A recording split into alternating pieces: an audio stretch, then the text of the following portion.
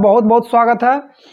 और आप अपने डाउट्स या किसी भी टॉपिक का डाउट हो या किसी भी क्वेश्चंस का डाउट हो, आप हमारे प्लेटफॉर्म क्वेश्चन इन पर बड़े ही आसानी से भेज सकते हैं, या व्हाट्सएप ग्रुप के माध्यम से, या टेलीग्राम ग्रुप के माध्यम से, या फेसबुक पेज के माध्यम से, या डायरेक्ट मैसेज के माध्यम से हमें आप अपने डाउट भेजिए और बड़े ही बेहतरीन सोल्यूशन आपको मेरे प्लेटफॉर्म से प्रोवाइड किया जाएगा। चलिए, आज मैं सबसे पहले बहुपद, डेट मीन्स पोलिनोमियल। अगर आप हिंदी मीडियम के स्टूडेंट हैं तो आप उसे बहुपद समझेंगे।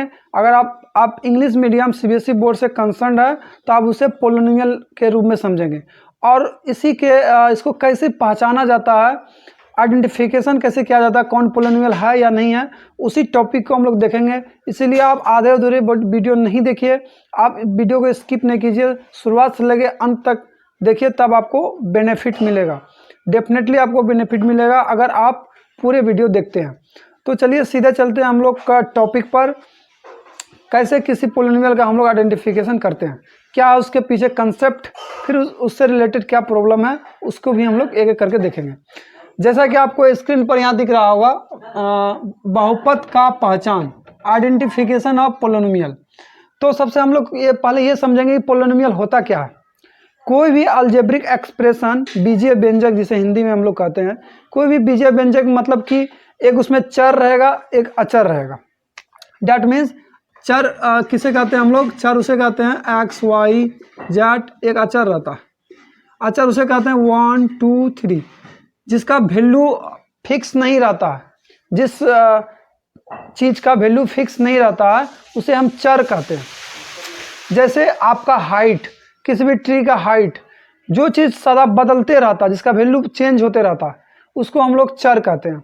उसको एक्स वाई जेड से रिप्रेजेंट किया जाता है। जिसका वैल्यू कभी नहीं बदलता, अगर एक यहाँ पर एक है तो अमेरिका में भी एक होगा, चांद पर भी एक ही होगा। तो जिसका वैल्यू कभी नहीं बदलता उसे हम अचर कहते हैं। That means 1 2 3 4। और चर और अचर मिलकर क्या बनाते हैं, चर और अचर को हम लोग प्लस माइनस डिवीजन और मल्टीप्लिकेशन से जोड़ देते हैं, ये बन जाता है अलजेब्रिक एक्सप्रेशन। डैट मीन्स बीजीय व्यंजक, बीजीय व्यंजक, अलजेब्रिक एक्सप्रेशन। और पोलिनोमियल जो है, पोलिनोमियल अलजेब्रिक एक्सप्रेशन का एक स्पेशल टाइप है। पोलिनोमियल अलजेब्रिक एक्सप्रेशन का एक स्पेशल टाइप है। स्पेशल टाइप मतलब यह है कि पोली मतलब होता है मेनी, और नोमियल मतलब होता है टर्म।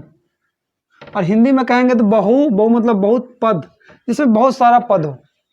लेकिन उसको पहचानने का तरीका क्या है, मैंने यहाँ लिस्ट अप करके रखा और एक एक करके मैं समझाने की कोशिश करता हूँ।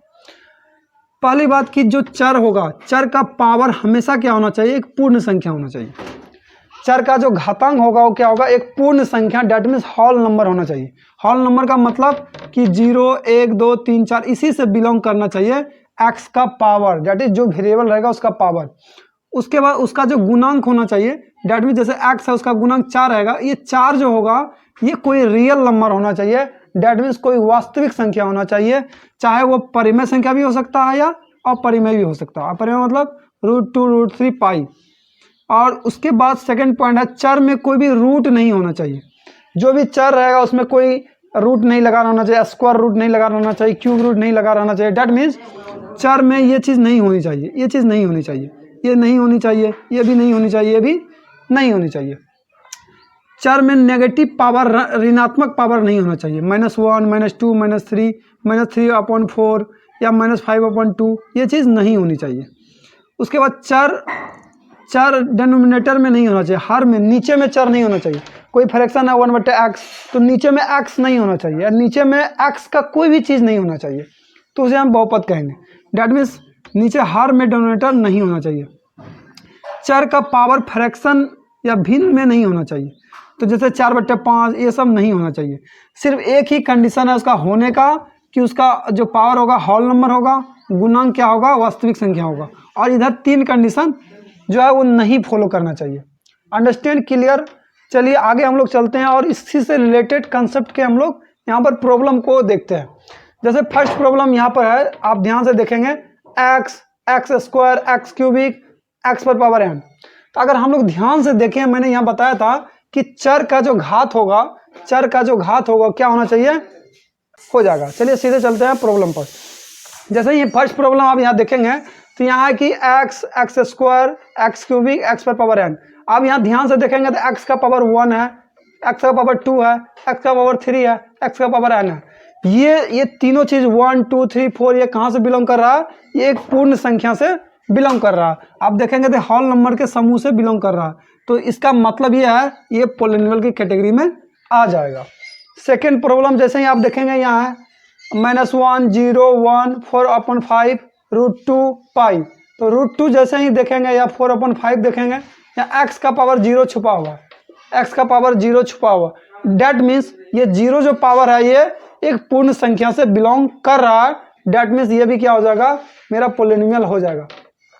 थर्ड प्रॉब्लम में आप जैसे देखेंगे ax + b, इसका पावर 1 है, इट इज ओके। 1 यहाँ पूर्ण संख्या से बिलोंग कर रहा है, हाँ कर रहा है। और दूसरा क्वेश्चन इसका गुणांक, इसका गुणांक देखिए तो x का गुणांक क्या a है, ये क्या है, एक रियल नंबर है, यस है, तो ये भी पॉलिनोमियल हो जाएगा। इसका पावर यहाँ देखेंगे 2, इसका पावर 1, और ये दोनों के दोनों क्या कर रहा है, पूर्ण संख्या से बिलोंग कर रहा है। इसका मतलब ये भी क्या है, ये भी पॉलिनोमियल है, ये भी पॉलिनोमियल है। दैट इज बहुपद है। जैसे थर्ड प्रॉब्लम में जाएंगे एक्स का पावर 1 है, लेकिन इस एक्स ये नीचे में आ गया, डैट मीन्स ये इस रूल का विरोध करता है। डैट मीन्स ये लास्ट में मैंने बताया कि चर हर में नहीं होना चाहिए, चर हर में नहीं होना चाहिए, चर हर में आ गया। डैट मीन्स अगर इसको ऊपर लेके जाएंगे तो एक्स पर पावर -1 हो जाएगा, तो ये पॉलिनोमियल नहीं होगा। ये भी यहाँ हर में आ गया, ये भी पॉलिनोमियल नहीं होगा। फिर यहाँ पर अगर ध्यान से देखेंगे ये √2 आ गया, तो मैंने आपको बताया था कि रूट नहीं होना चाहिए चर में, लेकिन यहाँ चर में नहीं है, चर का गुणांक में है। डैट मीन्स यहाँ पर हो सकता है, लेकिन एक्स पे कोई भी रूट वगैरह नहीं होना चाहिए। इसका मतलब यह है ये पॉलिनोमियल है। उसके आगे प्रॉब्लम में जैसे ही जाएंगे यहाँ पर रूट जो आ गया वेरिएबल में आ गया, डैट मीन्स चर में आ गया। मैंने आपको यहाँ बताया कि चर में कोई रूट नहीं होना चाहिए, ये चीज़ नहीं होनी चाहिए, तो यहाँ आ गया, इसका मतलब ये भी पॉलिनोमियल नहीं है, ये भी पॉलिनोमियल नहीं है, ये भी पॉलिनोमियल नहीं है, रूट वगैरह नहीं आना चाहिए। उसके बाद मैंने यहाँ कंसेप्ट में आपको बताया था कि चर का पावर नेगेटिव नहीं होना चाहिए। यहाँ तो नेगेटिव पावर आ गया, -1 -3/2 -5, तो इसका मतलब ये भी पॉलिनोमियल नहीं होगा। उसके बाद मैंने आपको बताया कि चर का भिन्न पावर नहीं होना चाहिए, चर का जो पावर होना चाहिए वो भिन्न मतलब फ्रैक्शन में नहीं होना चाहिए, 4/5 ये नहीं होना चाहिए।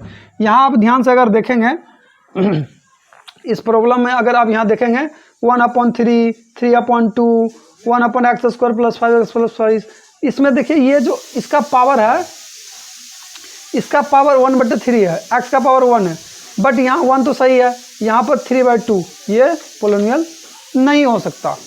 उसके बाद ये डिनोमिनेटर में आ गया, जैसे ही डिनोमिनेटर में आ गया तो ये भी पॉलिनोमियल नहीं होगा। इसका मतलब ये है, आपको ये बातें ध्यान में रखनी है, जो भी एक्सप्रेशन रहेगा उसमें जो चर रहेगा x y z एनीथिंग, उसका चर का जो पावर रहेगा, मतलब चर का पावर मतलब उसका घातांक जो होगा वो घातांक क्या होना चाहिए, एक होल नंबर होना चाहिए। होल नंबर मतलब w मतलब 0 1 2 3 4 5 6 7 एनीथिंग, बट वो कभी भी नेगेटिव नहीं होना चाहिए पावर, और कभी भी वो भिन्न या फ्रैक्शन 4/5 3/2 में नहीं होनी चाहिए। और वेरिएबल में कभी भी रूट नहीं होना चाहिए, ध्यान रखिएगा। वेरिएबल में वेरिएबल का गुणांक में कोफिशिएंट में हो सकता है, वेरिएबल के बगल में हो सकता है, लेकिन वेरिएबल पे रूट वगैरह नहीं होगा। आई थिंक आपको ये कंसेप्ट क्लियर हो गई होगी। और इसी तरह हमारे प्लेटफॉर्म में आप ढेर सारे क्वेश्चन और क्यूरीज भेज सकते हैं। और अगर आप इस चैनल में नए हैं, ग्रामीण भारत अभिषेक कुमार, तो इस चैनल को सब्सक्राइब कीजिए और अपने ज़्यादा से ज़्यादा दोस्तों को शेयर कीजिए, और उन बच्चों तक ये वीडियो को ज़रूर पहुंचाइए जिन्हें इनकी ज़रूरत है। Thank you very much.